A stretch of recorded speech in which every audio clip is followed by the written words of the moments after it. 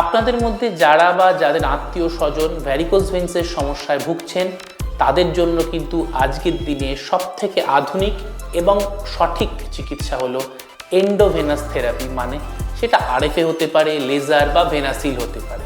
কিন্তু আজকের দিনে ভ্যারিকোজ ভেন্সের সার্জারি কিন্তু খুব কমে গেছে, প্রায় হয় না বললেই চলে। তাই ভ্যারিকোজ ভেন্সের সমস্যায় পড়লে আতঙ্কিত হওয়ার কোনো কারণ নেই, কারণ আপনাদের হাতে রয়েছে সবথেকে সহজ মিনিমালি ইনভেসিভ সমাধান।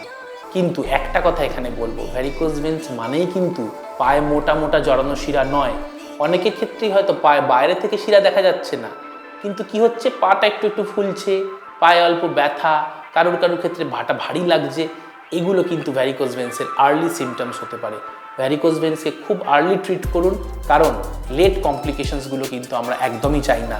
এর ব্যাপারে ডিটেলসে জানতে আপনারা আমাদের চ্যানেল সাবস্ক্রাইব করুন এবং নিচে দেওয়া ভিডিও লিঙ্কে ক্লিক করুন।